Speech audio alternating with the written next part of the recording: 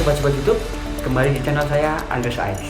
Nah, di kesempatan kali ini kita tetap membahas seputar ranah hukum. Nah, sebelum membahas lebih lanjut, kita opening terlebih dahulu setelah pesan-pesan berikut ini.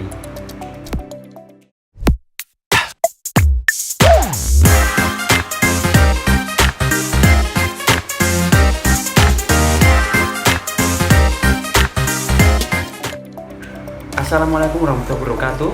Salam, salam sejahtera buat kita semua. Om Swastiastu, Namo Buddhaya, salam kebajikan. Selamat pagi, selamat siang, selamat sore, selamat malam, dimanapun kalian berada, sobat-sobat YouTube. Selanjutnya saya akan membahas mengenai apakah Undang-Undang Nomor 3 Tahun 2024 tentang desa sudah cukup efektif untuk perkembangan dan kemajuan desa. Yuk kita kupas. Ya, menurut pribadi saya belum cukup efektif.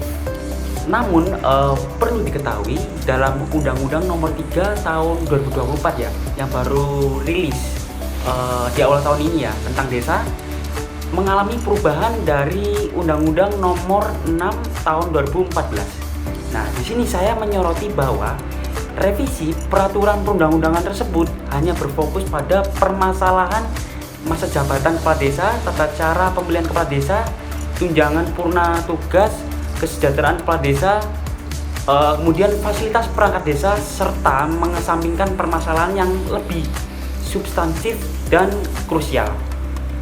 Nah, dari sini sudah jelas ya poin penting dari undang-undang terbaru ini.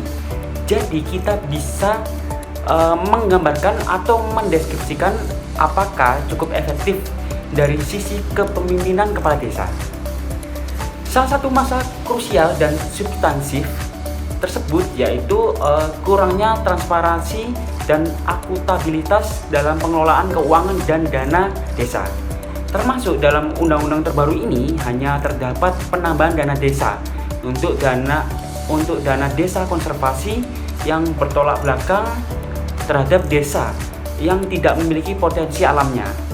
Lalu permasalahan lainnya terletak pada kualitas pelayanan publik di tingkat desa yang rendah. Banyak desa yang masih kekurangan layanan dasar seperti pendidikan, kesehatan, dan infrastruktur yang memadai. Perubahan yang terbaru dalam undang-undang yang terbaru ini haruslah memperkuat mekanisme untuk meningkatkan akses masyarakat desa terhadap layanan-layanan tersebut. Selain itu, kapasitas secara administratif pemerintahan desa seringkali menjadi kendala utama atau hambatan yang utama dalam efektivitas pengelolaan desa. Banyak desa yang masih menghadapi tantangan atau hambatan dalam hal manajemen keuangan, perencanaan pembangunan, administrasi pemerintahan, serta pemantauan dan evaluasi program-program pembangunan desa. Perubahan undang-undang terbaru ini haruslah memperkuat juga mekanisme untuk meningkatkan kesejahteraan desa dari segi perkembangan dan kemajuan desa, seperti yang dibahas dalam topik kali ini. Dalam hal ini juga perlu didukung adanya investasi yang lebih besar dalam pelatihan dan pendidikan bagi perangkat pemerintahan desa dalam rangka pembangunan sumber daya manusia yang unggul dan berintegritas. Maksud saya berintegritas. Serta peningkatan literasi teknologi informasi untuk meningkatkan efisiensi operasional pemerintahan desa.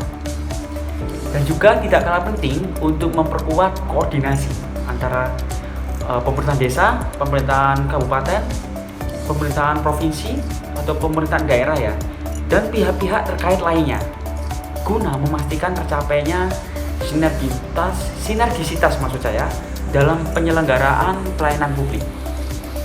Nah, dalam perubahannya dan perkembangannya dari Undang-Undang Nomor 6 Tahun 2014 menjadi Undang-Undang yang terbaru yaitu Undang-Undang Nomor 3 Tahun 2024 tentang desa, menegaskan peran serta desa dalam menciptakan masyarakat yang adil, makmur, dan sejahtera melalui beberapa aspek seperti memberikan pengakuan dan penghormatan, melestarikan adat, tradisi dan budaya, kemudian mendorong partisipasi masyarakat, pelayanan publik, dan yang terakhir kesejahteraan masyarakat. Akan tetapi, berhubung undang-undang terbaru ini dari segi Undang-Undang Nomor 3 Tahun 2024 ya, masih baru awal-awal dibentuk, awal-awal diterbitkan.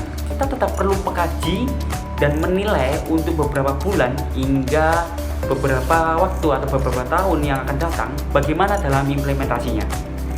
Nah, saya jelaskan lagi dan perlu ditekankan kembali terkait revisi Undang-Undang Desa tidak mengubah sistem penyelenggaraan pemerintahan desa dalam undang-undang sebelumnya. Sebagai perbandingan ya, Indonesia memasuki era baru dalam pengembangan desa sebagai pilar utama atau fondasi dalam pembangunan nasional. Bukan hanya tentang mengubah regulasi, tapi juga tentang memperkuat peran serta masyarakat dalam pengambilan keputusan secara lokal dan memastikan kesejahteraan maksud saya yang lebih baik bagi seluruh masyarakat desa. Revisi ini seharusnya juga menjadi kebutuhan untuk mengakomodasi perkembangan hukum serta masyarakat dengan tujuan untuk memperkuat peran serta kemandirian desa dalam mewujudkan cita-cita kemerdekaan yang sesuai dengan Pancasila dan juga Undang-Undang Dasar Negara Republik Indonesia tahun 1945 sebagai hierarki tertinggi. Nah, perangkat desa juga perlu lebih jeli dalam pengambilan keputusan mereka terhadap desa yang mereka pimpin. Tidak hanya sebatas kulitnya undang-undang desa yang menjadi pembahasan, tetapi mereka bisa mengkonsep secara substansial desanya, mau dibawa kemana untuk waktu yang akan datang, apa yang dibutuhkan masyarakat dan potensi desa tersebut. Perangkat desa tersebut juga termasuk kepala desa yang menjadi sosok utama dalam tonggak pembangunan desa yang berkelanjutan. Menjadi kepala desa yang efektif harusnya menginspirasi dan menggerakkan masyarakat desa tersebut untuk berkontribusi aktif dalam pembangunan desa.